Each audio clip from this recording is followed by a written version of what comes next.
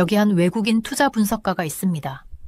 그는 한국을 방문하게 되었다는 소식에 한숨을 내쉬며 고개를 젓습니다. 도대체 그 작은 나라에 무엇이 있다고 나를 보내는 거야? 라고 투덜대는데요. 그는 한국이 그저 좋은 전화기나 만들고 귀에 들리는 노래 몇 개로 유명한 나라일 뿐이라고 생각했습니다. 하지만 그가 서울에 도착한 순간 예상치 못한 일들이 그를 기다리고 있었습니다. 과연 그는 한국에서 어떤 충격적인 경험을 하게 될까요? 그리고 그의 고정관념은 어떻게 무너지게 될까요? 저는 한국에 가고 싶지 않았어요. 그 생각 자체가 저에게는 시간 낭비처럼 느껴졌거든요. 제 이름은 알렉스이고 런던에서 투자 분석가로 일하고 있어요. 이 일을 여러 해 동안 해오면서 아시아 시장에 대해서는 다 알고 있다고 생각했죠. 중국과 일본이야말로 중요한 플레이어들이었고 진짜 신경 써야 할 나라들이었죠. 한국이요? 그저 좋은 전화기를 만들고 귀에 쏙쏙 들어오는 노래 몇 개로 유명한 작은 나라라고 생각했어요. 적어도 제가 생각하기에는 그랬죠. 모든 일은 제 상사인 해리스 씨가 저를 사무실로 불러들이면서 시작됐어요. 비 오는 화요일 아침이었는데 전형적인 런던 날씨였죠. 저는 커피를 홀짝이며 잠을 깨우려고 애쓰고 있었는데 비서가 해리스 씨가 저를 보고 싶어 한다고 전해주더라고요. 제가 사무실에 들어서자 해리스 씨가 알렉스라고 부르면서 너한테 줄 임무가 있어 라고 말했어요. 저는 귀가 쫑긋했죠. 보통 해리스 씨가 임무를 준다고 하면 그건 큰일이라는 의미였거든요. 아마도 도쿄나 베이징으로의 출장이겠지 했어요. 그곳들이야말로 진짜 돈이 오가는 곳이니까요. 그런데 한국에 가야겠어 라고 하더군요. 저는 거의 커피를 뿜을 뻔했어요. 한국이요? 분명 잘못 들은 줄 알았죠. 하지만 해리스 씨는 고개를 끄덕였어요. 그래, 한국. 거기서 무슨 일이 벌어지고 있는지 우리가 알아내야 해. 믿기지가 않았어요. 한국이라니요? 도대체 거기서 무슨 일이 벌어진다고 제가 시간을 낭비할 만큼 중요하다는 걸까요? 저는 그에게 더 큰 시장에 집중해야 한다고 설득하려 했지만 해리스 씨는 꿈쩍도 하지 않았어요. 알렉스라고 그는 단호하게 말했어요. 한국은 과소평가된 시장이야. 네가 가서 정말 무슨 일이 일어나고 있는지 알아봐야겠어. 그의 사무실을 나설 때 저는 좌절감과 짜증이 밀려왔어요. 여기 런던에서 해야 할 중요한 일들이 있었는데 이제 저는 가방을 싸서 세상 반대편에 있는 제가 거의 아무것도 모르는 나라로 날아가야 했거든요. 그날 밤 저는 여행 가방을 싸면서도 기분이 나아지지 않았어요. 몇 벌의 정장과 노트북 그리고 집에 오는 길에 산 한국 여행 가이드북을 가방에 던져 넣었죠. 가이드북을 넘겨보면서 서울과 부산의 사진들을 봤어요.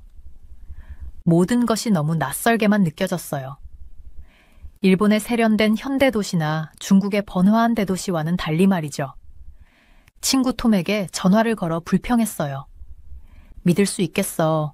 제가 전화를 받자마자 말했어요. 나를 한국으로 보낸대. 한국? 톰이 놀라며 물었어요. 왜? 내 말이 그 말이야. 제가 외쳤죠.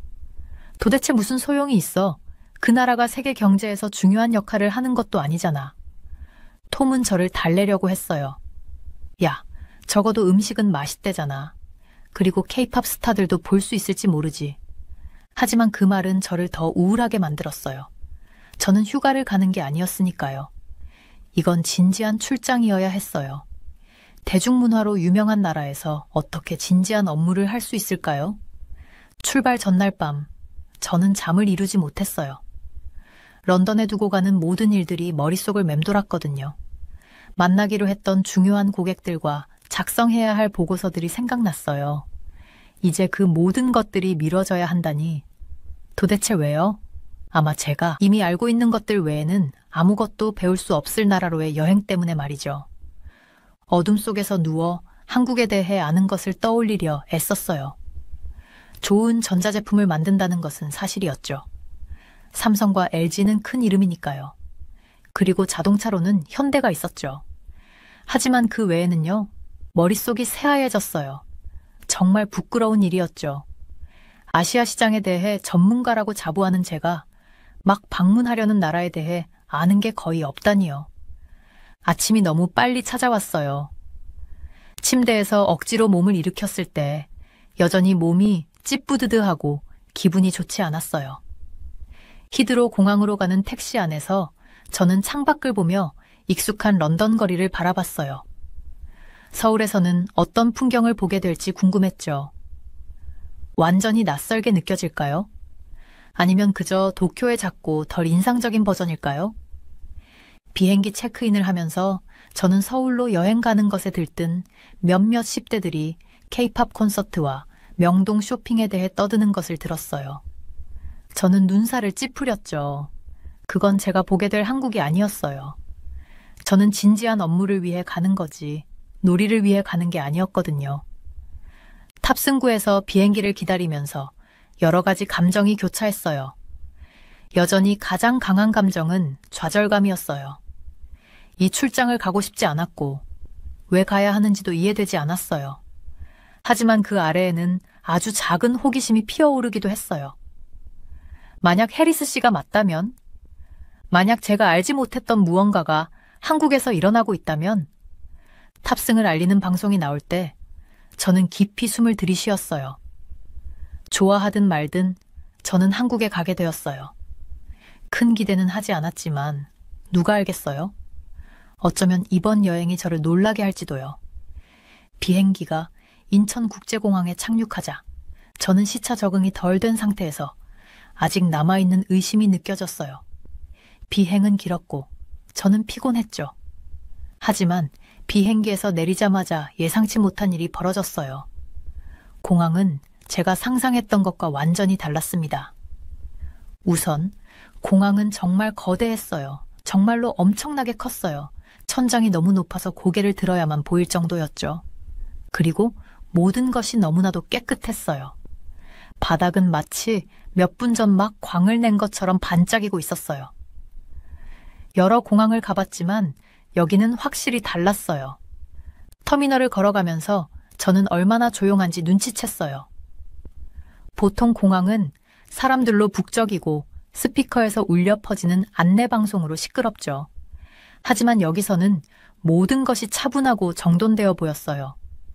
사람들은 빨리 움직였지만 혼란스러움은 전혀 없었어요. 기술도 정말 인상적이었어요. 출입국 심사대에서는 아무와도 대화할 필요가 없었어요. 제 여권을 스캔하고 사진을 찍어주는 기계가 있었죠. 너무 빠르고 쉬워서 거의 지나칠 뻔했어요. 집에서는 이 과정이 보통 엄청 오래 걸리고 긴 줄과 짜증난 공무원들 때문에 지루해지기 마련인데 여기서는 눈 깜짝할 사이에 끝났어요. 짐을 찾고 예상보다 빠르게 도착했어요. 택시를 찾으러 나갔어요. 또 한 번 놀랐죠. 반짝이는 깨끗한 택시들이 질서 있게 줄을 서 있었어요. 밀치거나 소란스럽게 하는 사람은 없었고 그냥 정돈된 줄이었어요. 저를 태워준 기사님은 친절했고 그의 차는 정말 깨끗했어요.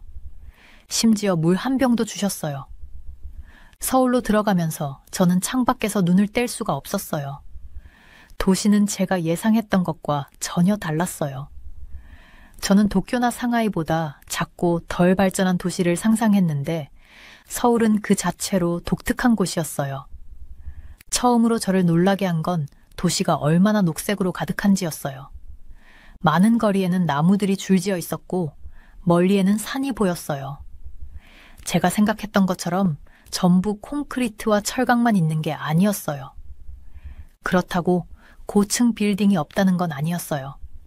하늘로 끝없이 뻗어 올라가는 듯한 유리 빌딩들이 햇빛을 반사하고 있었어요.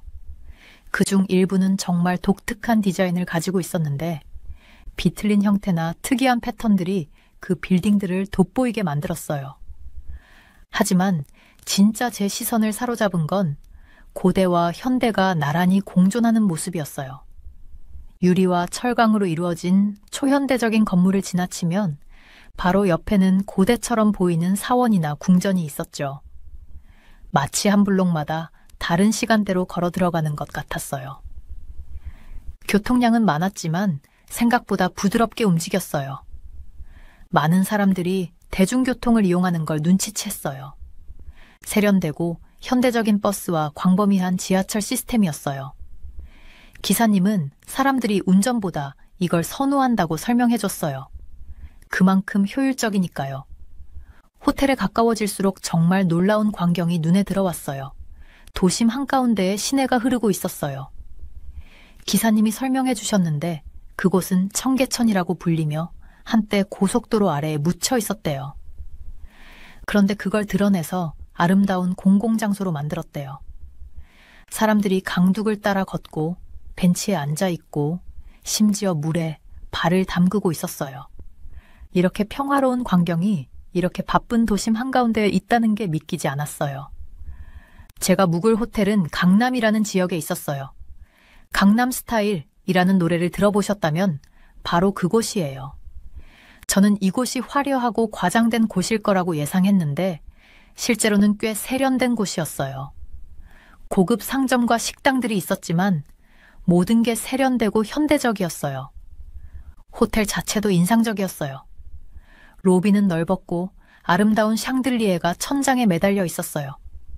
직원들은 따뜻한 미소와 완벽한 영어로 저를 맞아줬어요. 그들은 정말로 저를 반겨주는 듯 보였어요. 종종 호텔에서 받는 지루한 시선과는 확실히 달랐어요. 제 방은 고층에 있었고 창문 너머로 도시가 한눈에 들어왔어요. 그 광경은 정말 숨막힐 듯이 아름다웠어요.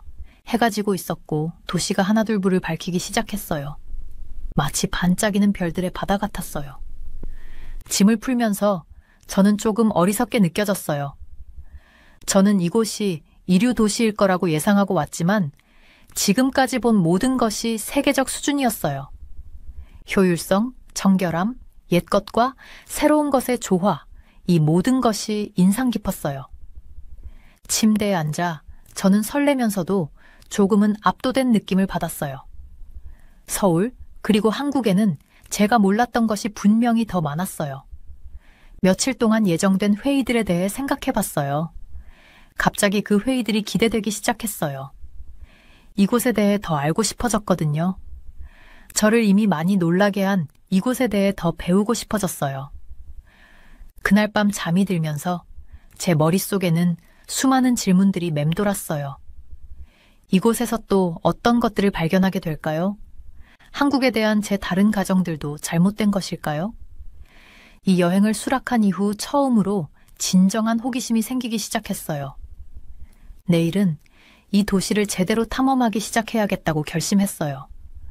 더 보고 더 이해하고 싶었거든요. 어쩌면 해리스 씨가 결국 맞았을지도 몰라요. 이 한국에서 무언가가 일어나고 있었고 저는 그것이 무엇인지 알아내기로 마음먹었어요. 서울에서의 셋째 날, 나는 시차 적응이 덜 된 상태였지만 호기심에 이끌려 일찍 일어났어요. 오늘은 강남에 있는 한기술 인큐베이터를 방문하기로 한 날이었거든요. 강남이라는 곳은 몇 년 전 그 유명한 노래 덕분에 들어본 적은 있었지만 이곳이 기술과 혁신의 중심지라는 건 전혀 몰랐어요. 지하철을 타고 약속 장소로 가는 길에 주위 사람들이 스마트폰에 몰두하고 있는 모습을 자연스럽게 관찰하게 됐어요. 단순히 문자 메시지를 주고받거나 소셜미디어를 하는 게 아니라 TV 프로그램을 보거나 책을 읽는 사람들, 심지어는 업무를 처리하는 것처럼 보이는 사람들도 있었어요. 그걸 보면서 한국의 기술에 대해 내가 생각했던 것보다 더 많은 게 있을지도 모르겠네 라는 생각이 들었어요. 인큐베이터에 도착하자 김지영 씨라는 분이 나를 맞아주셨어요. 시설의 책임자라고 하셨는데 생각했던 것보다 젊었고 아마도 30대 초반쯤으로 보였어요. 밝은 미소와 함께 자신감 있는 악수를 건네며 우리 혁신의 작은 공간에 오신 걸 환영합니다 라고 말했어요.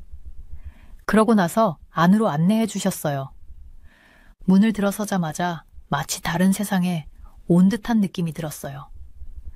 공간은 넓고 밝았고 유리벽이 각 작업 공간을 구분하고 있었어요. 캐주얼한 옷차림의 젊은이들이 컴퓨터 앞에 모여 앉아 활발하게 대화를 나누거나 화이트보드에 무언가를 적고 있었어요. 마치 런던에서 내가 익숙했던 답답한 사무실 건물과는 완전히 다른 세상이었죠. 지영 씨는 먼저 인공지능을 개발하는 팀을 보여주셨어요. 이 팀은 인간의 말 속 감정을 이해하고 반응할 수 있는 AI를 개발하고 있어요. 라고 설명해 주셨어요. 그들이 시연하는 모습을 지켜봤는데 이 프로그램은 미묘한 음성 변화까지도 감지하고 적절하게 반응할 수 있었어요. 정말 인상적이었죠. 다음으로 로봇공학 실험실로 이동했어요. 여기서는 다양한 크기와 형태의 로봇들을 볼 수 있었어요. 어떤 것은 장난감처럼 작은 로봇도 있었고 어떤 것은 사람 크기만한 로봇도 있었어요. 여기서는 병원과 요양원에서 도움이 될 수 있는 로봇들을 개발하고 있어요. 지영 씨가 말씀하셨어요.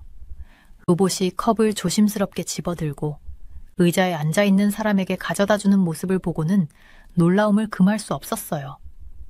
마치 공상과학 영화에서나 볼 법한 장면이 눈앞에서 펼쳐지고 있었어요. 걷는 도중에 나는 물어보지 않을 수 없었어요. 어떻게 한국이 이렇게 기술적으로 발전할 수 있었나요? 저는 항상 일본이나 중국이 아시아에서 기술 선도국이라고 생각했거든요.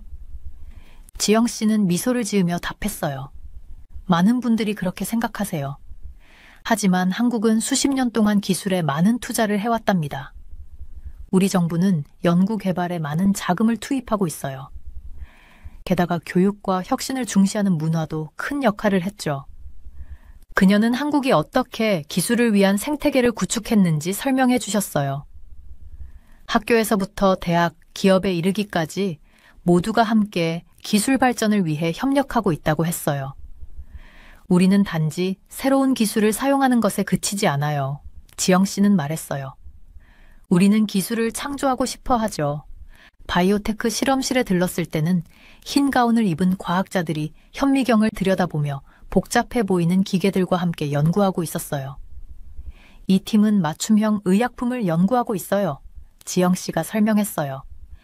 개인의 유전자 구성에 맞춘 의료 치료 방법을 개발 중이죠. 이렇게 많은 혁신을 직접 목격하다 보니 약간 압도된 기분이 들었어요. 한국이 단순히 트렌드를 따라가는 것이 아니라 트렌드를 선도하고 있다는 게 분명해졌어요. 이 여행에 대해 처음에 가졌던 회의적인 생각이 부끄러울 정도였어요. 내가 이 나라에 대해 너무 잘못 알고 있었구나 싶었어요. 투어가 끝나갈 즈음 나는 지영 씨에게 한국의 기술 산업이 앞으로 어떻게 발전할 것이라고 생각하는지 물었어요. 그녀의 눈이 빛났어요. 아직 시작에 불과해요. 그녀가 말했어요. 수치 기술, 양자 컴퓨팅, 심지어는 우주 탐사까지 연구하고 있어요. 하늘이 한계가 아니죠. 인큐베이터를 나서면서 머리가 복잡했어요. 몇 시간 만에 한국에 대한 내 인식이 완전히 바뀌었어요.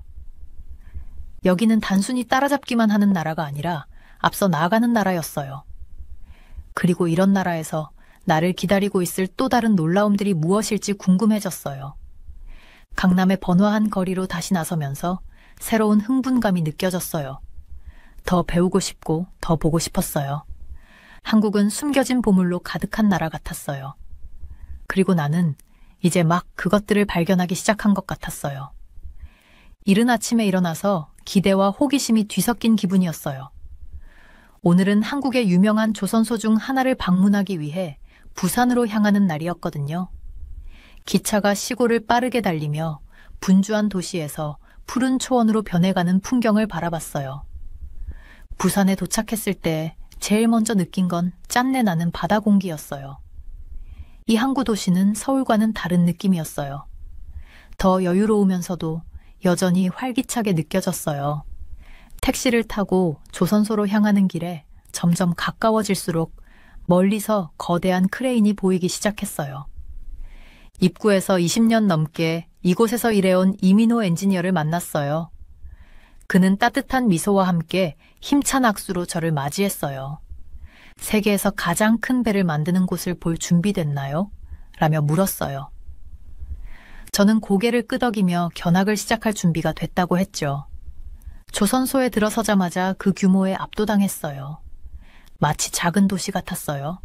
거대한 건조 도크, 높은 크레인, 그리고 모든 곳에 있는 거대한 금속 구조물들까지. 소음도 굉장했어요.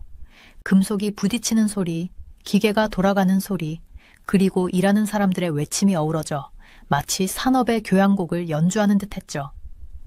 민호 씨는 저를 조선소 전체를 볼 수 있는 전망대까지 안내해줬어요. 여기는 세계에서 가장 큰 조선소 중 하나예요. 라고 설명해줬어요. 여기서 1년에 최대 80척의 배를 만들 수 있어요. 작업자들이 개미처럼 움직이며 용접하고 거대한 금속 조각들을 들어 올리고 조립하는 모습을 보며 감탄했어요. 이렇게 큰 걸 어떻게 만들 수 있나요? 라고 물었어요. 민호 씨는 미소 지으며 대답했어요. 모든 건 계획과 팀워크에 달려 있어요. 우리는 배를 부분별로 만들고 그걸 마치 거대한 퍼즐처럼 조립해요. 그는 한 건조 도크에 있는 반쯤 완성된 배를 가리켰어요. 저건 세계에서 가장 큰 컨테이너선 중 하나가 될 거예요. 2만 개가 넘는 컨테이너를 실을 수 있어요. 조선소를 걸어다니며 민호 씨는 한국이 어떻게 조선업에서 선두주자가 됐는지 설명해줬어요. 한국전쟁 후 우리나라는 가난했어요. 하지만 조선업에서 기회를 봤어요. 기술과 훈련에 투자했고 이제 우리는 세계 최고 중 하나가 되었죠. 제가 가장 인상 깊었던 건 조선소의 혁신성이었어요. 전통적인 배만 만드는 게 아니라 가능성의 한계를 넘어서고 있었거든요. 우리는 연료 소비를 줄이는 친환경 선박을 만들고 있어요. 민호 씨가 말했어요. 그리고 스스로 항해할 수 있는 자율 선박도 개발 중이에요. 그는 미래지향적으로 생긴 선박 모형을 보여줬어요. 이건 제로 배출 컨테이너선의 콘셉트예요. 수소 연료 전지와 풍력을 사용하죠. 저는 놀라웠어요. 이곳은 단순한 조선소가 아니라 혁신과 기술의 중심지였어요. 견학을 계속하면서 저는 모든 것이 얼마나 효율적인지 눈에 들어왔어요. 작업자들은 목적 의식을 가지고 움직였고 조선 과정의 모든 단계가 신중하게 계획된 것 같았어요. 어떻게 이렇게 빨리 배를 만들 수 있죠? 라고 물었어요. 민호 씨는 그들의 첨단 생산 방법을 설명해 줬어요. 우리는 컴퓨터 시뮬레이션을 사용해 모든 단계를 계획해요. 그리고 사람보다 더 빠르고 정확하게 작업할 수 있는 자동 용접 기계를 갖추고 있어요. 그는 배의 한 부분을 용접하고 있는 거대한 로봇팔을 보여줬어요. 이 로봇은 하루 24시간, 일주일 내내 일할 수 있어요. 피곤함도 없고 용접도 매번 완벽해요. 하지만 이곳이 기계들만으로 돌아가는 건 아니었어요. 민호 씨는 저를 몇몇 작업자들과 소개해줬고 저는 그들의 자부심과 헌신의 감명을 받았어요. 많은 이들이 수십 년간 이곳에서 일했고 그들의 기술은 세대를 거쳐 전수되고 있었어요. 한 연로한 작업자인 김 씨는 저에게 이렇게 말했어요. 저는 40년 동안 배를 만들어 왔어요. 제 아버지도 배를 만드셨고 이제 제 아들도 여기서 일해요. 이건 단순한 직업이 아니라 우리 삶이죠. 하루가 지나면서 한국이 조선업에서 성공한 이유를 이해하기 시작했어요. 단순히 기술이나 효율성 때문만이 아니었어요. 그것은 열정과 헌신이었어요. 견학이 끝날 무렵 민호 씨는 저를 배 한 척의 진수식을 보러 데려갔어요. 우리는 새로 완성된 배가 처음으로 물에 서서히 미끄러져 들어가는 모습을 지켜봤어요. 작업자들은 환호했고 저도 벅찬 감동을 느꼈어요. 이것은 몇 달간의 힘든 작업의 결실이었고 주변 모두에게서 자부심이 뿜어져 나오는 걸 느낄 수 있었어요. 해가 지면서 조선소를 황금빛으로 물들이자 민호 씨와 저는 커피 한 잔을 마시며 앉았어요. 어땠어요? 라고 물었어요. 저는 생각을 정리할 시간을 잠시 가졌어요. 정말 놀라웠어요. 라고 말했어요. 한국이 배를 만든다는 건 알고 있었지만 이렇게 규모가 크고 이렇게 발전해 있을 줄은 몰랐어요. 민호 씨는 고개를 끄덕였어요. 많은 사람들이 조선업이 우리 경제에 얼마나 중요한지 그리고 여기서 얼마나 많은 혁신이 일어나는지 몰라요. 우리는 단순히 다른 사람들을 따라가는 게 아니라 우리가 앞서 나가고 있어요. 그날 저녁 조선소를 떠나면서 저는 그날 본 것과 배운 것들로 머리가 복잡했어요. 이번 방문은 한국의 산업 역량에 대한 제 관점을 완전히 바꿔놓았어요. 이 나라를 과소평가했었다는 걸 깨달았고 더 많은 것을 배우고 싶어졌어요.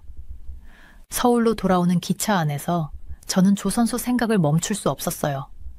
그곳의 작업 규모, 기술 수준, 그리고 작업자들의 헌신이 모두 깊은 인상을 남겼어요. 해리스 씨에게 전할 보고서는 제가 처음에 쓰려고 했던 것과는 아주 다를 것이라는 걸 알았어요. 한국은 제가 깨닫게 된 건데 놀라움으로 가득한 나라였어요. 그리고 아마도 해리스 씨가 저를 여기로 보낸 것이 옳았을지도 모른다는 생각이 들기 시작했어요. 긴 회의 끝에 저는 녹초가 됐지만 잠이 오지 않았어요. 그날 본 모든 것들로 머릿속이 복잡했죠. 머리를 식히기 위해 산책을 나가기로 했어요. 이미 밖은 어두워졌고 잠시 망설였어요. 런던에서는 밤에 혼자 돌아다닌다는 건 상상도 못할 일이었죠. 하지만 왠지 모르게 서울은 다를 거란 생각이 들었어요. 호텔 밖으로 나서자마자 도시의 활기가 느껴졌어요. 늦은 시간임에도 거리는 사람들로 북적였어요. 넌사인이 밤을 밝히고 길거리 음식 냄새가 공기를 가득 채우고 있었죠. 저는 젊고 힙한 분위기로 유명한 홍대라는 곳에 도착했어요. 걷다 보니 이상한 점이 눈에 띄었어요. 사람들이 카페 테이블 위에 노트북과 휴대폰을 두고 주문을 하러 가는 거예요. 런던에서는 그런 것들이 순식간에 사라질 텐데 여기서는 아무도 걱정하지 않는 듯 했어요. 작은 커피숍에 들러 라떼를 주문했어요. 바리스타가 미소를 지으며 저에게 방문객이냐고 물었어요. 제가 런던에서 왔다고 하자 그녀의 눈이 반짝였어요. 오, 저는 런던을 정말 좋아해요. 그녀가 말했어요. 근데 거기서 밤에 돌아다니는 게 무섭지 않았어요? 저는 웃으며 대답했어요. 사실 방금 서울에서 느끼는 안전함에 대해 생각하고 있었어요. 그녀는 자랑스러운 표정으로 고개를 끄덕였어요. 네, 서울은 정말 안전해요. 언제 어디든 갈 수 있어요. 커피를 마시며 지나가는 사람들을 바라봤어요. 한 무리의 청소년들이 웃으며 셀카를 찍으며 지나갔고 한 노인이 자전거를 타고 음식을 배달하고 있었어요. 한 커플은 손을 잡고 대화에 몰두한 채 걸어가고 있었어요. 그제야 저는 그날 밤 단 한 명의 경찰도 보지 못했다는 걸 깨달았어요. 그런데도 모든 것이 평온하고 질서 정연하게 느껴졌어요. 공기 중에 긴장감이나 어딘가 위험이 도사리고 있다는 느낌이 전혀 없었어요. 궁금해져서 옆 테이블에 앉아있던 젊은 남자와 대화를 나누기 시작했어요. 그는 민준이라는 이름의 대학생이었어요. 항상 밤에 이렇게 평화로워요? 제가 물었어요. 민준은 미소 지으며 대답했어요. 대부분 그렇죠. 우리는 조화와 존중을 중요하게 생각해요.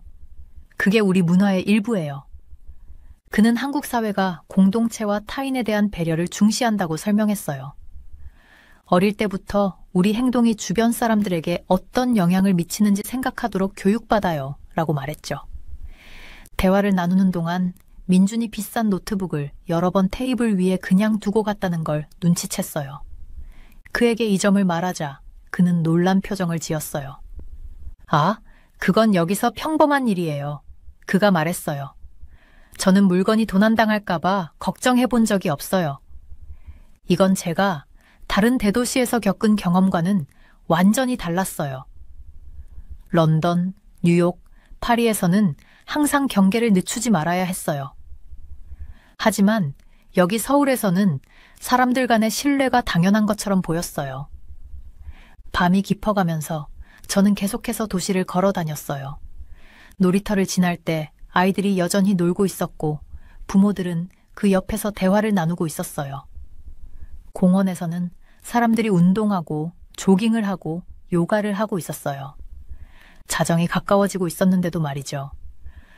저는 길거리 음식점에서 붕어빵을 사 먹었어요. 붕어빵은 달콤한 팥소가 들어간 맛있는 생선 모양의 과자였어요.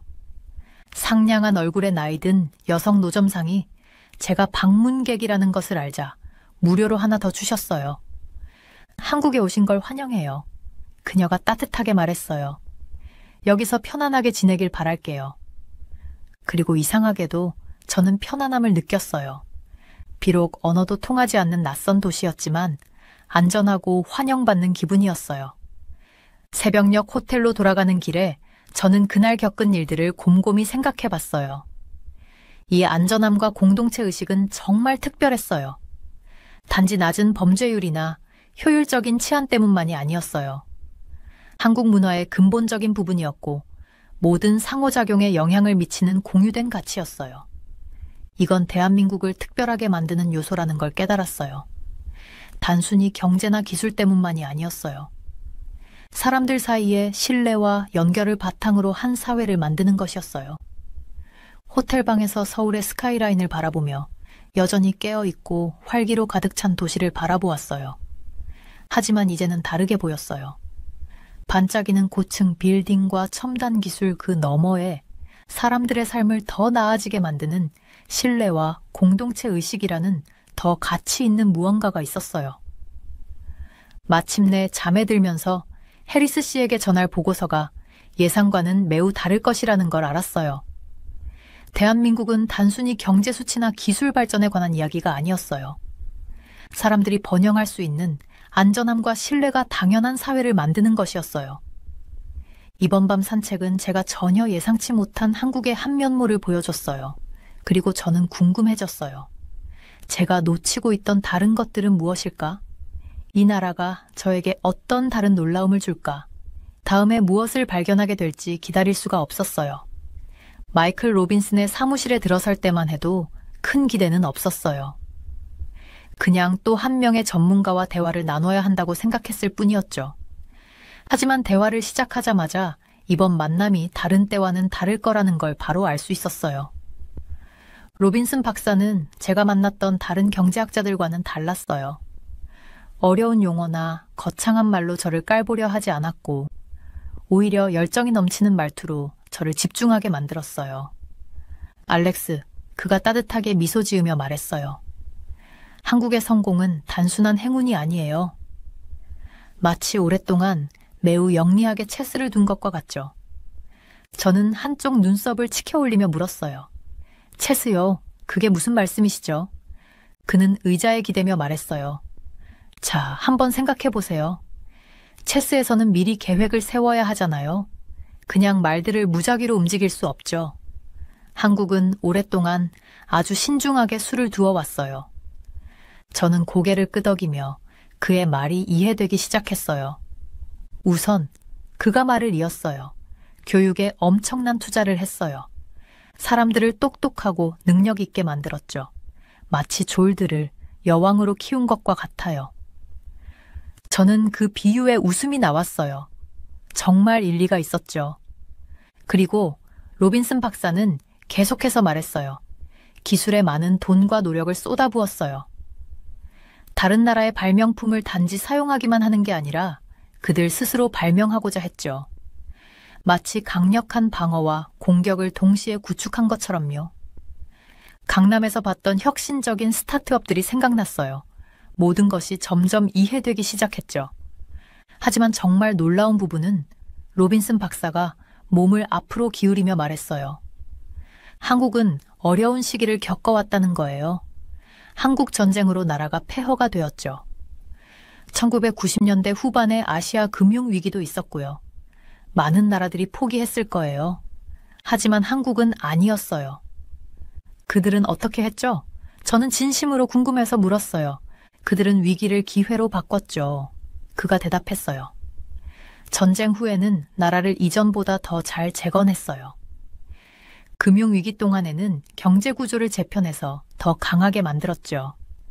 마치 체스에서 상대가 당신을 몰아넣었다고 생각할 때 기막힌 수를 찾아내 게임을 뒤집는 것처럼요. 저는 그 자리에 앉아 그의 말을 곱씹었어요. 한국을 이런 식으로 생각해 본 적이 없었어요. 근데 비결을 알고 싶나요? 로빈슨 박사가 눈을 반짝이며 물었어요. 저는 열심히 고개를 끄덕였어요. 그건 바로 사람들입니다. 그가 단순하게 말했어요. 한국 사람들은 정말 놀라운 정신을 가지고 있어요. 그들은 열심히 일하고 혁신적이며 공동체를 중요하게 생각해요. 단순히 개인의 성공만을 추구하는 게 아니에요. 그들은 나라 전체가 성공하기를 원하죠. 그가 말하는 동안 저는 서울의 분주한 거리, 부산의 효율적인 조선소, 밤에도 안전했던 동네들이 떠올랐어요. 모든 것이 점점 이해되기 시작했어요. 알렉스, 로빈슨 박사가 계속 말했어요. 한국은 오늘날 성공에 필요한 것들을 중시하는 사회를 구축했어요. 열심히 일하고 혁신하고 공동체 정신을 가지는 것, 이건 단순히 멋진 아이디어가 아니에요. 번영하는 경제와 사회의 기초입니다. 저는 고개를 끄덕이며 한국에 오기 전에 가졌던 생각이 얼마나 달랐는지 생각하게 됐어요. 그리고 이제 세계도 점점 알아가고 있죠. 그가 덧붙였어요. 한국은 이제 더 이상 따라가는 게 아니에요. 여러 분야에서 선도하고 있죠.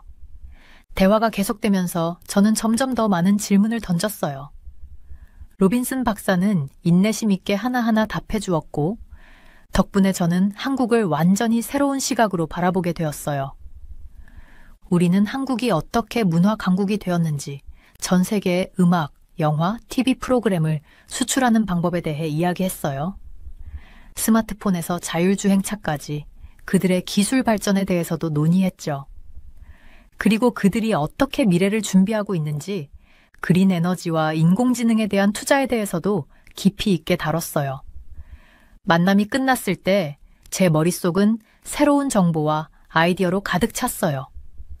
원래는 경제 데이터에 대한 건조한 토론을 기대했었는데 그 대신 전혀 다른 접근 방식을 취하며 성공을 거두고 있는 나라에 대한 흥미로운 수업을 받았죠.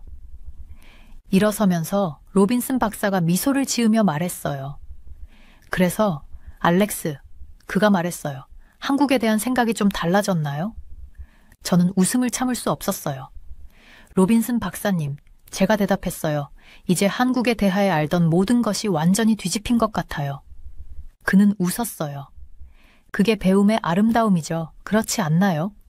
때로는 새로운 생각을 받아들이기 위해 오래된 생각을 버려야 하니까요.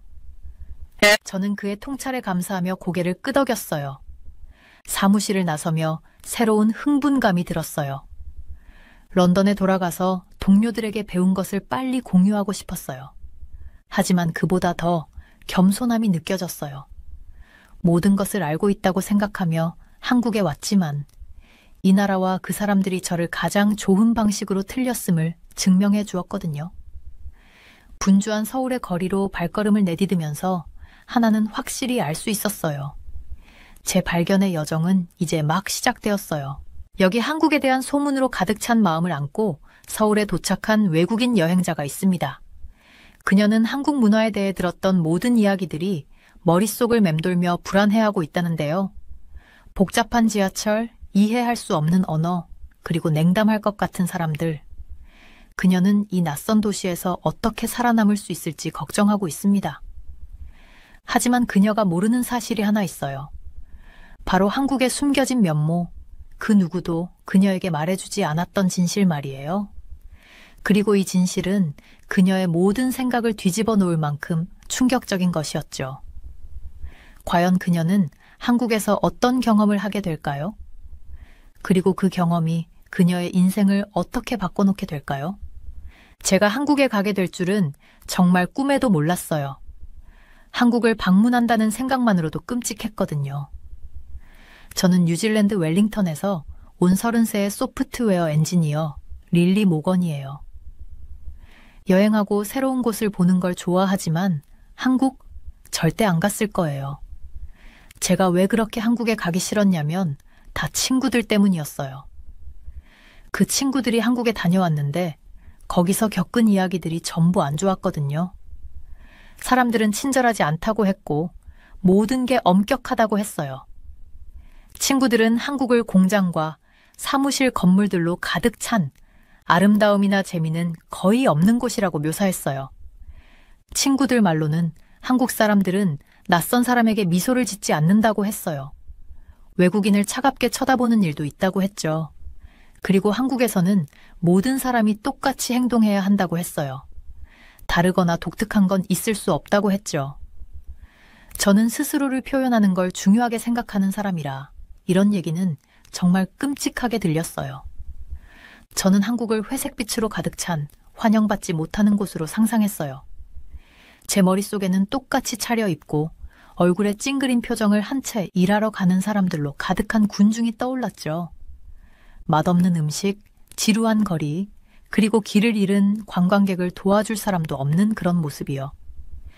여행에서 즐기는 모든 것과 정반대의 모습이었어요. 친구들의 이야기는 제가 절대 어울리지 못할 나라를 묘사했어요. 저는 여행할 때 새로운 사람들을 만나고 새로운 것을 시도하는 걸 좋아해요. 그런데 한국은 그런 게 불가능할 것 같았죠. 그곳에 가면 외롭고 낯설게 느껴질 거라고 생각했어요. 그래서 저는 결심했어요. 한국은 나랑 안 맞는다고요. 한국에는 절대 가지 않겠다고 다짐했죠. 일본이나 태국 같은 다른 아시아 국가를 방문하는 건 좋았지만 한국은 제 절대 가지 않을 곳 목록에 확실히 자리 잡았어요. 이런 생각은 몇 년 동안 계속됐어요. 누군가가 한국을 언급할 때마다 저는 고개를 저었죠. 나랑은 안 맞아 라고 말했어요. 심지어 이런 생각이 똑똑한 판단이라고 여겨져서 조금은 자랑스럽게 느끼기까지 했어요. 그런데 사람들이 흔히 하는 말이 있죠. 겉모습만 보고 판단하지 말라고요. 제가 그걸 뼈저리게 깨닫게 될 줄이야. 모든 게 바뀐 건 제가 일자리를 제안받았을 때였어요. 저는 소프트웨어 엔지니어로 일하고 있고 제 일에 꽤 자신이 있어요. 어느 날 서울에 본사를 둔 한 스타트업에서 새로운 프로젝트에 대한 이메일을 받았어요. 한국의 수도인 서울에 있는 회사였고 3개월 동안 일해달라는 제안이었죠. 처음엔 절대 안 돼! 라고 생각했어요. 하지만 자세히 들여다보니 조건이 너무 좋았어요. 보수도 정말 괜찮았고 프로젝트도 흥미로웠어요. 사람들이 도움이 될 만한 새로운 소프트웨어를 만드는 일이었거든요. 그리고 가장 좋은 점은 대부분의 일을 뉴질랜드 집에서 할 수 있다는 거였어요. 저는 책상에 앉아서 그 이메일을 한참 동안 바라봤어요. 이건 제 커리어에 엄청난 기회라는 걸 알고 있었어요. 하지만 한국에 간다는 생각, 잠시라도 거기 있어야 한다는 생각만으로도 속이 울렁거렸어요. 그래서 어떻게 해야 할지 고민이 됐죠. 오랜 고민 끝에, 그리고 커피도 많이 마시고 나서 결정을 내렸어요. 일은 하겠지만 좋아하진 않을 거라고요. 마음에 들지 않는 곳에서 3개월쯤은 견딜 수 있을 거라고 스스로에게 말했어요. 거기 가서 일만 하고 가능한 한 빨리 떠나기로 결심했어요. 그곳을 즐기려 하거나 알아가려 하지 않고 그냥 버티기로 했어요. 지금 돌아보면 제가 얼마나 어리석었는지 알 수 있어요. 친구들의 몇몇 이야기만 듣고 온 나라를 판단하고 있었던 거죠. 한국에 한 번도 기회를 주지 않았던 거예요. 하지만 그때는 제가 똑똑하고 신중하다고 생각했어요. 그래서 저는 그 일을 받아들였어요. 짐을 싸기 시작하면서도 여전히 여행에 대해 걱정되고 기분이 좋지 않았어요. 친구들에게도 한국에 가기 싫다고 얘기했어요. 그들은 저를 동정했고 저는 이렇게 느끼는 게 당연하다고 더욱 확신하게 됐어요. 하지만 제가 몰랐던 건 곧 저의 모든 생각을 바꿀 여행을 시작하게 될 거라는 거였죠. 제 가장 큰 실수는 직접 보지 않고도 어떤 장소를 이해할 수 있다고 생각한 거예요. 하지만 때로는 가장 큰 실수가 가장 큰 모험으로 이어지기도 하죠. 그리고 바로 그런 일이 제게 일어나려 하고 있었어요. 네, 저는 한국으로 떠나기 싫어하던 여행을 일주일 앞두고 방콕에 도착했어요. 도시가 평소처럼 혼돈과 매력으로 저를 반겨주었어요. 공기는 거리 음식 냄새와 배기가스로 가득 찼고 툭툭이 화난 벌들처럼 붕붕거리며 지나갔어요. 저는 이곳이 정말 좋았어요. 첫날 밤, 저는 태국 친구들과 함께 우리가 좋아하는 거리 음식 가판대에서 만났어요. 플라스틱 의자는 불편했지만 팟타이는 정말 환상적이었어요. 우리는 국수를 먹으면서 저는 한국에 대한 걱정을 나누지 않을 수 없었어요. 얘들아, 나 이번 여행 정말 가기 싫어. 라며 저는 접시 위에 새우를 밀며 말했어요. 방콕에서 가장 친한 친구인 녹과 눈썹을 치켜 올리며 물었어요. 왜, 릴리? 한국 괜찮아 보이는데 케이팝도 있고. 저는 고개를 저었어요. 그게 진짜 한국이 아니야. 내가 들은 바로는 차갑고 불친절한 곳이래. 놀랍게도 제 친구들은 고개를 끄덕였어요. 작년에 한국에 가려고 했던 쏨이 말을 꺼냈어요. 그게 다가 아니야, 릴리. 요즘은 우리나라 사람들이 가는 것도 너무 힘들게 만들어놨어. 무슨 말이야? 제가 궁금해서 물었어요. 쏨의 얼굴이 어두워졌어요. 비자 정책이 엄청 엄격해졌어. 특히 우리 태국 사람들한테. 마치 우리가 가는 걸 원하지 않는 것 같아. 정말? 왜 그러지? 저는 충격을 받았어요. 녹가 덧붙였어요. 불법 체류자들 때문이래. 너무 많은 사람들이 비자를 연장하지 않고 허가 없이 일하는 사람들이 많아서. 하지만 정말 불공평한 것 같아. 안 그래? 저는 친구들에게 공감하면서도 다가올 여행에 대한 불안감이 커져가는 걸 느꼈어요. 정말 나쁘다. 몇몇 사람들 때문에 모든 태국 사람들을 그렇게 판단하는 것 같아. 정말 그래, 쏨이 외쳤어요. 난 언어 강좌를 들으러 가고 싶었는데 비자 과정이 너무 힘들어서 결국 포기했어. 우리가 이야기를 나누면서 더 많은 이야기가 나왔어요. 불친절한 입국 심사관을 만난 친구의 친구들, 한국에서 환영받지 못했다고 느꼈던 사람들. 이야기가 나올 때마다 저의 불안감은 더 깊어졌어요. 차라리 여행 취소해야 할까? 제가 반쯤 농담으로 말했어요. 녹가 제 팔을 잡으며 말했어요. 아니, 릴리. 넌 가야 해. 아마 너한텐 다를 거야. 어쨌든 넌 태국 사람이 아니잖아. 그녀의 말이 조금 아팠어요. 국적 때문에 제가 더 쉽게 지낼 수 있다는 생각에 죄책감이 들었어요. 그건 공평하지 않다고 느껴졌어요. 며칠 동안 저는 점점 커져가는 불안을 떨쳐낼 수 없었어요. 방콕의 번화한 시장을 돌아다니며 가능한 한 많은 따뜻함과 친절함을 마음속에 담아두고 싶었어요. 거리 상인들의 미소, 툭툭 운전자들의 밝은 인사. 이 모든 걸 병에 담아 가지고 가고 싶었어요. 어느 오후 저는 방콕의 작은 한국 식당에 들어갔어요. 최소한 음식을 좀 익혀두는 게 좋겠다고 생각했거든요. 중년의 한국 여성 주인이 미소 지으며 저를 맞이했어요. 처음으로 한국 음식 드셔보세요? 메뉴를 헤매고 있는 저에게 물었어요. 저는 고개를 끄덕이며 조금 부끄러웠어요. 네, 곧 한국에 가요. 일 때문에요.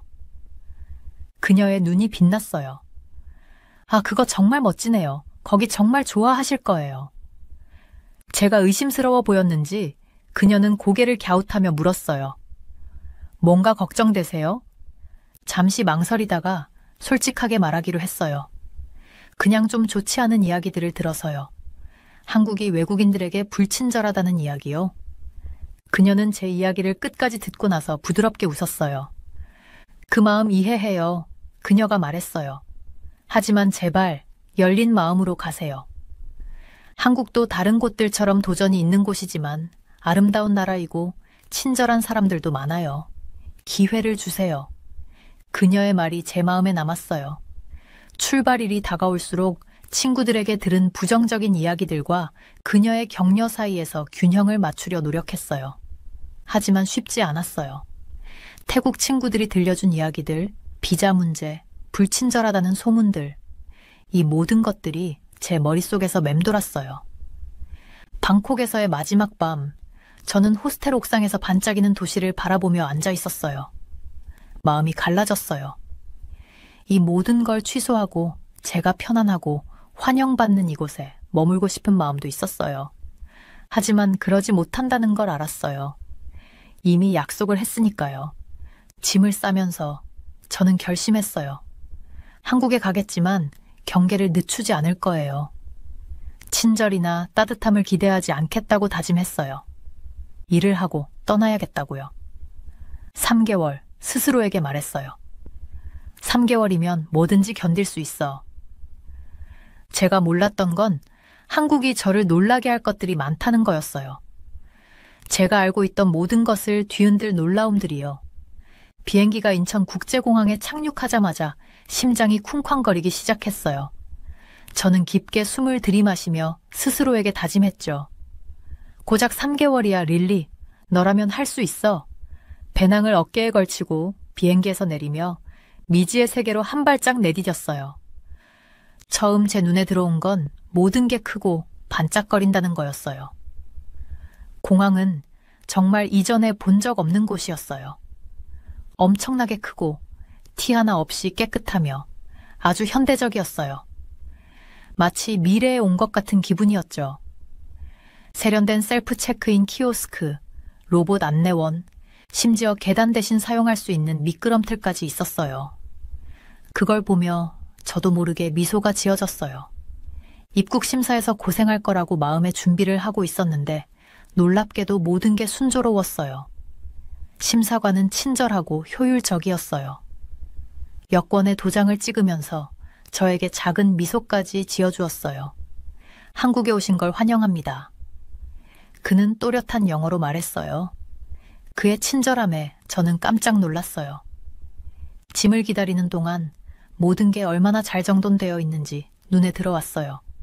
여기저기 직원들이 있었고 누군가가 길을 잃은 것처럼 보이면 바로 도와줄 준비가 되어 있었어요. 한 노부부가 짐을 다루는데 애를 먹고 있었는데 제가 도와줄 틈도 없이 젊은 공항 직원이 이미 달려가서 환한 미소로 그들을 돕고 있더군요. 짐을 찾은 후 저는 택시를 잡으러 나갔어요. 밖의 공기는 상쾌하고 깨끗했어요. 대도시에서 이런 공기를 기대하지 않았는데 말이죠. 택시 줄이 길었지만 빠르고 효율적으로 줄이 줄어들었어요. 제 차례가 되자 운전기사님이 짐을 들어주려고 차에서 내리셨어요.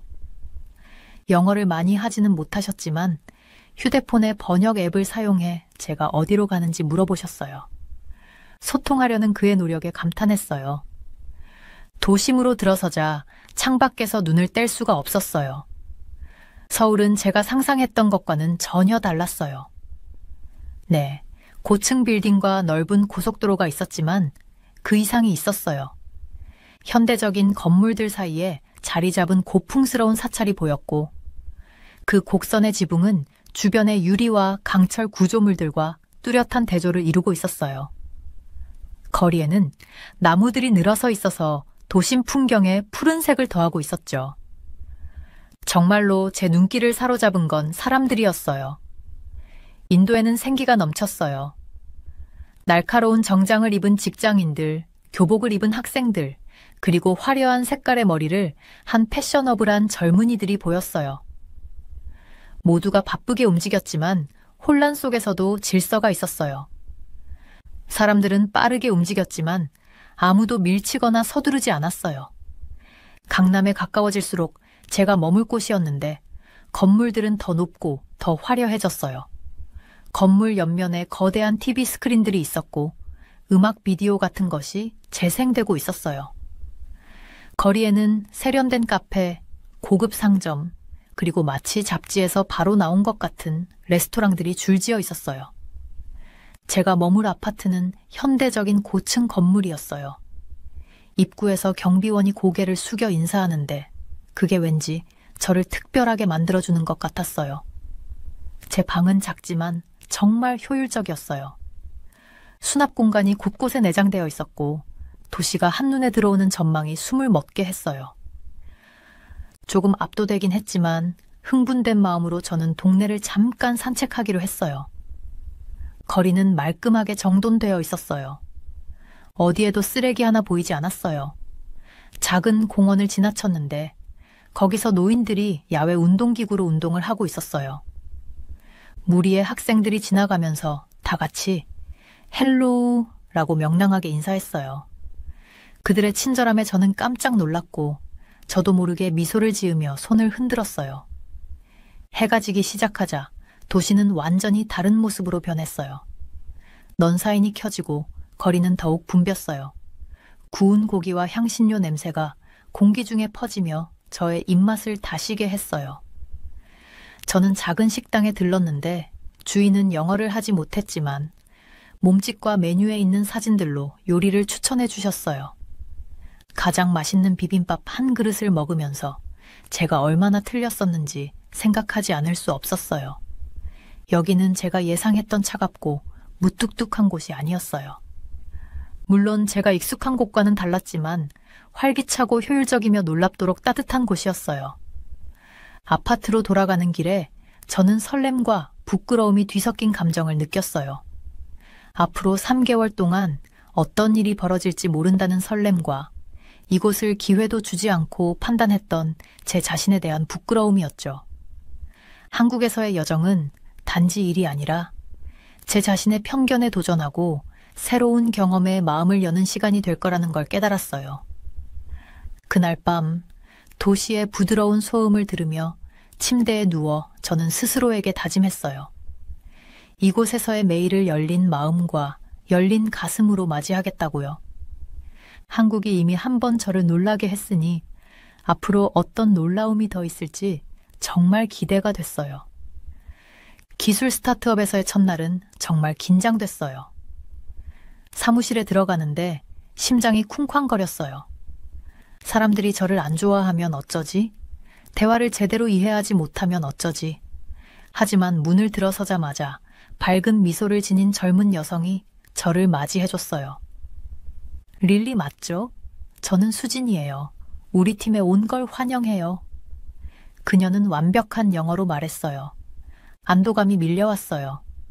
아, 이곳이 생각보다 나쁘지 않을 수도 있겠구나. 사무실은 작지만 현대적이었어요.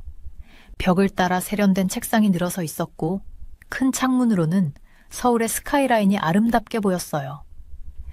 제가 상상했던 차갑고 비인간적인 작업 공간과는 완전히 달랐어요. 수지는 저를 다른 팀원들에게 소개해줬어요. 두꺼운 안경을 쓴 조용한 성격의 리드 개발자 민준, 웃음소리가 방을 가득 채우는 프로젝트 매니저 지훈, 그리고 제가 본 중 가장 멋진 보라색 머리를 가진 디자이너 연희가 있었어요.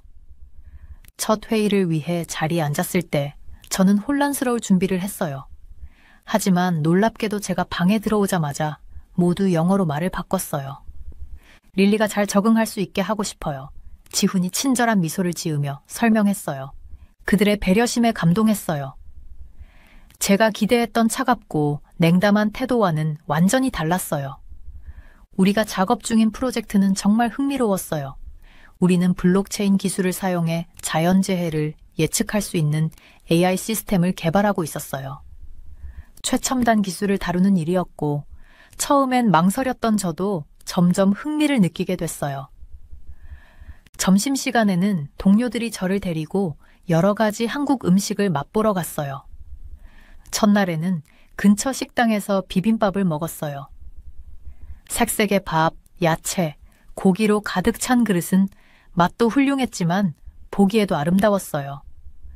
먹기 전에 다 같이 비벼야 해요. 연희가 젓가락으로 시범을 보이며 말했어요. 저도 그녀를 따라 했고 입안에서 맛이 폭발하는 느낌이었어요. 한국 음식이 밍밍하고 너무 마을 거라는 저의 편견과는 전혀 달랐어요. 날이 갈수록 저는 점점 더 출근하는 게 즐거워졌어요. 동료들은 똑똑하고 열심히 일할 뿐만 아니라 친절하고 재밌었어요. 그들은 제게 한국어 단어나 문장을 가르쳐 주었고 제가 발음을 엉망으로 하면 웃으며 반겨줬어요. 어느 날 제가 코드에 실수를 해서 프로젝트가 몇 주나 지연될 뻔했어요. 한국 직장의 압박감에 대한 이야기를 많이 들어서 동료들의 반응이 두려웠어요. 하지만 화를 내는 대신 이해해주는 반응이 돌아왔어요. 괜찮아요, 릴리. 민준이 조용히 말했어요. 우리 모두 실수를 해요. 같이 고쳐봐요. 그리고 우리는 정말로 함께 고쳤어요. 그날 밤 늦게까지 남아 피자를 시켜 먹으며 팀으로 문제를 해결했어요. 도전적이었지만 예상치 못하게 일하는 게 즐거웠어요. 일 외에도 저는 서울을 더 많이 탐험하기 시작했어요. 이 도시는 밤이 되면 생동감이 넘쳤어요. 넌사인이 거리를 밝히고 길거리 음식 냄새가 공기를 가득 채웠어요. 매운 떡볶이를 먹어봤는데 입안이 불타는 것 같았지만 너무 맛있어서 멈출 수가 없었어요. 어느 주말 수진이 저를 카페에 초대했어요. 제가 본 광경에 놀랐어요. 그곳은 단순히 커피를 마시는 곳이 아니라 하나의 예술 작품이었어요. 벽에는 아름다운 벽화가 그려져 있었고 각 테이블은 독특하게 디자인되어 있었어요.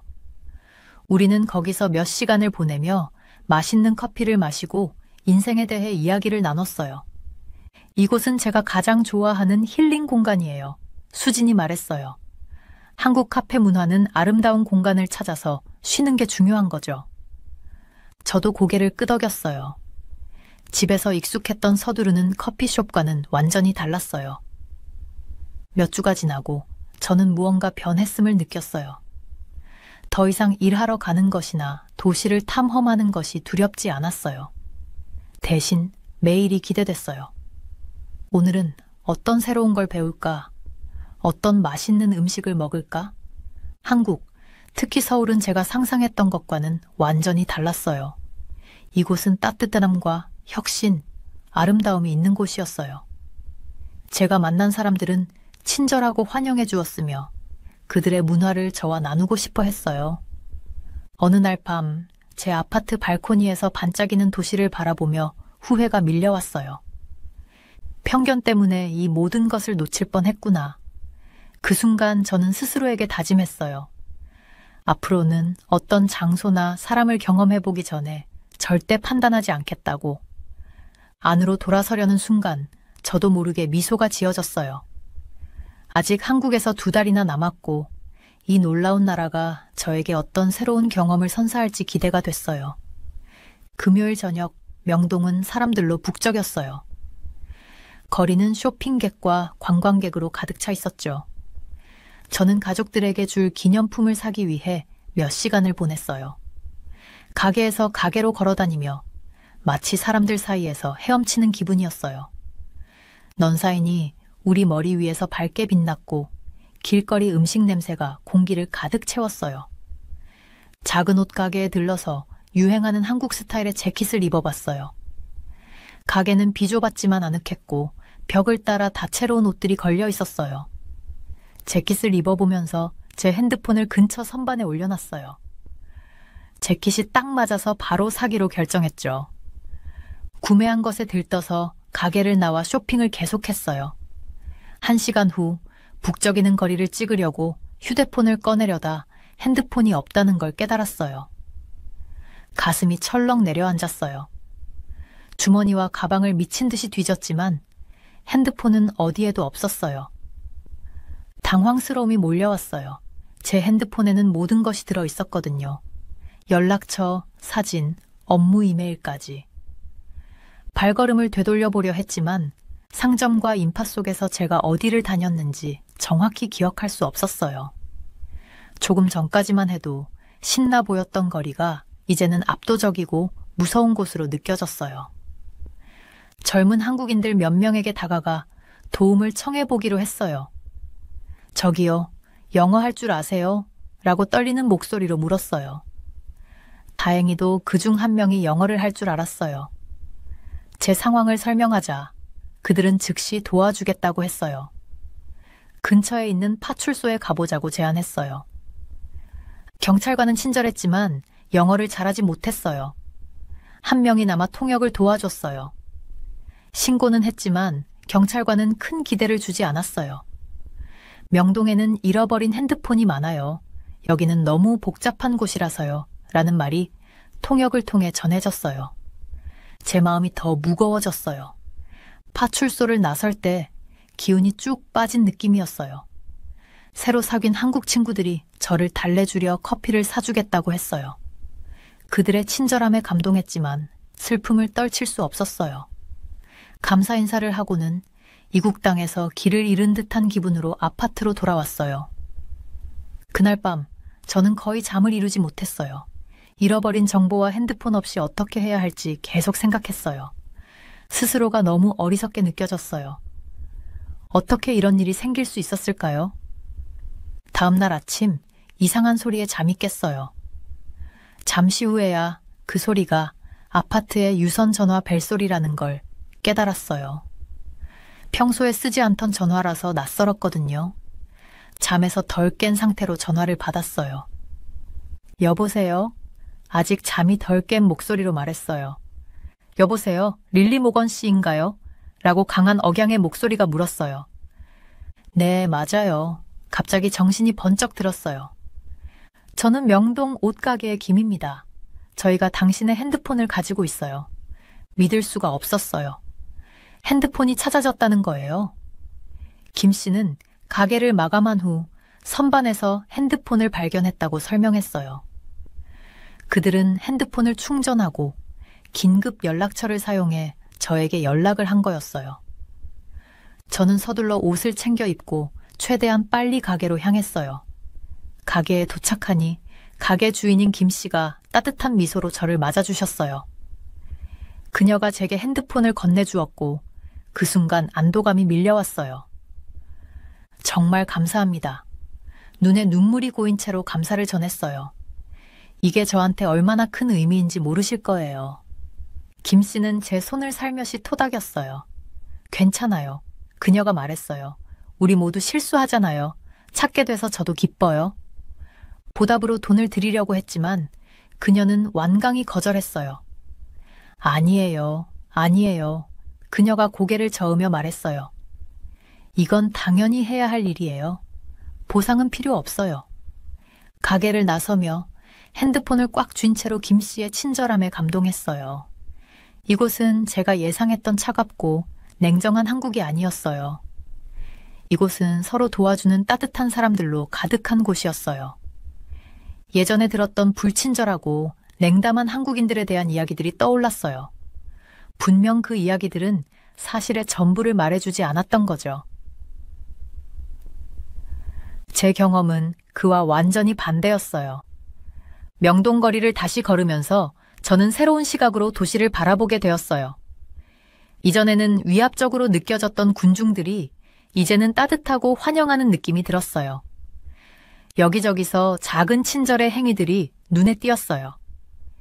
길을 안내해주는 사람들, 웃음으로 손님을 맞이하는 가게 주인들, 음식을 나누며 웃음을 나누는 친구들. 이 경험은 제 안에 어떤 것을 변화시켰어요. 저는 전해 들은 정보나 근거 없는 편견에 의해 한 나라를 판단했던 제 자신이 얼마나 잘못되었는지 깨달았어요. 한국은 단지 첨단 기술과 엄격한 규칙의 나라가 아니었어요. 때로는 내성적일 수 있지만 그들은 친절하고 깊은 존중심을 지닌 사람들이었어요. 그 순간 저는 앞으로 한국에서의 시간을 열린 마음과 열린 자세로 보내기로 결심했어요. 이 나라에 대해 더 알아가고 싶다는 새로운 기대감이 생겼어요. 집으로 돌아가는 길에 주머니 속 안전한 핸드폰을 느끼며 한국에서의 남은 시간이 어떤 놀라움을 가져다 줄지 기대하게 되었어요. 날이 갈수록 한국에 대한 제 감정이 변하기 시작했어요.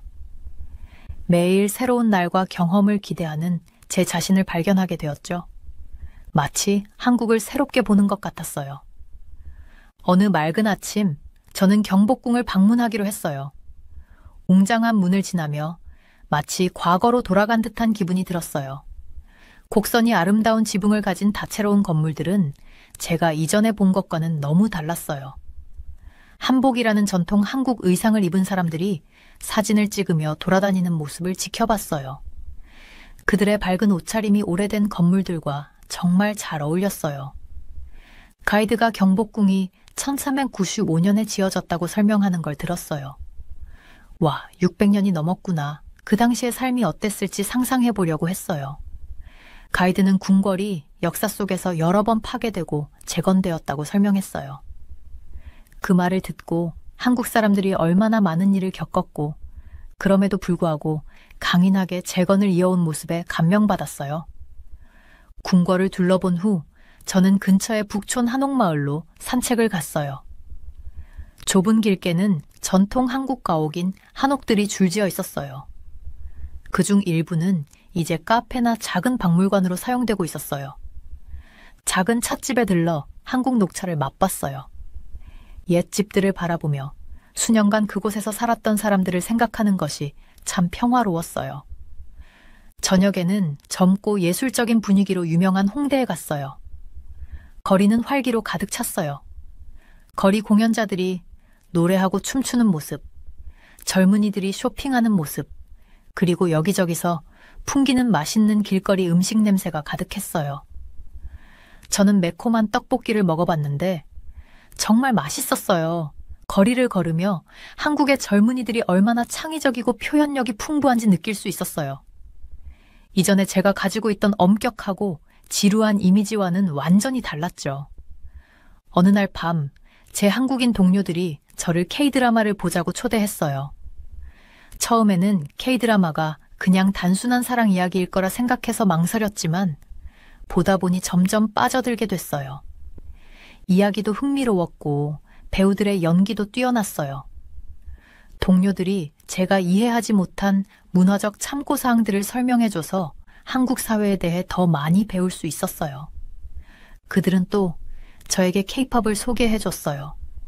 노래가 얼마나 중독성 있는지, 춤 공연이 얼마나 놀라운지에 놀랐어요.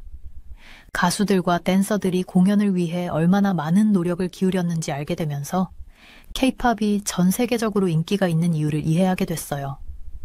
한국의 역사와 문화를 더 많이 알게 되면서 제가 이전에 한국을 판단했던 것에 대해 미안한 마음이 들기 시작했어요. 한국이 전쟁, 점령, 그리고 급격한 변화를 겪어왔다는 걸 알게 되었죠. 그럼에도 불구하고 사람들은 전통을 지키면서도 현대적이고 성공적인 국가를 건설하기 위해 열심히 노력했어요. 저는 태국 친구들과 한국의 엄격한 비자 규정에 대해 이야기했던 것을 떠올렸어요. 이제 더 많이 이해하게 되면서 그것이 불친절해서가 아니라는 것을 알게 되었어요. 한국도 다른 나라들처럼 이민 문제를 신중히 관리할 필요가 있었던 거죠. 집으로 돌아가면 친구들에게 제가 경험한 것들을 이야기하기로 결심했어요. 어느 날 공원을 거닐다가 한 노인이 서예를 연습하는 모습을 봤어요. 그분이 저를 보더니 한번 해보겠냐고 초대해 주셨어요. 서로의 언어를 잘 못 알아듣긴 했지만 그분은 붓을 잡고 획을 그리는 법을 차분히 가르쳐 주셨어요. 작은 순간이었지만 저에게는 큰 의미가 있었어요. 한국 사람들이 얼마나 친절하고 따뜻한지 느낄 수 있었거든요. 낯선 사람에게도 말이죠. 한국에서의 시간이 끝나갈 즈음 저는 떠나는 것이 슬펐어요. 분주한 도시들, 평화로운 사찰들, 맛있는 음식, 그리고 무엇보다 만났던 사람들이 너무 좋아졌거든요. 다른 사람들이 했던 말들만 듣고 한국을 판단했던 제 자신이 얼마나 잘못됐는지 생각하게 됐어요. 직접 경험해보는 것이 얼마나 중요한지, 그리고 열린 마음을 가지는 것이 얼마나 중요한지 배웠어요. 서울에서의 마지막 밤, 저는 남산타워에 올라가 도시를 내려다봤어요. 아래에서 반짝이는 불빛들을 보며 제가 얼마나 많이 변했는지 생각했어요. 한국은 제가 가진 편견을 넘어서고 새로운 경험에 열려 있도록 가르쳐줬어요. 모든 장소와 문화는 그들만의 아름다움과 가치를 가지고 있다는 것을 깨닫게 되었죠. 뉴질랜드로 돌아가면 저는 모든 사람에게 진짜 한국에 대해 이야기할 거예요. 제가 상상했던 한국이 아닌 제가 알고 사랑하게 된 한국에 대해 말이죠. 그리고 항상 새로운 장소와 문화를 열린 마음과 열린 마음으로 배우려고 노력할 것을 스스로에게 다짐했어요. 한국이 저를 바꿔줬고 저는 그 경험에 감사해요.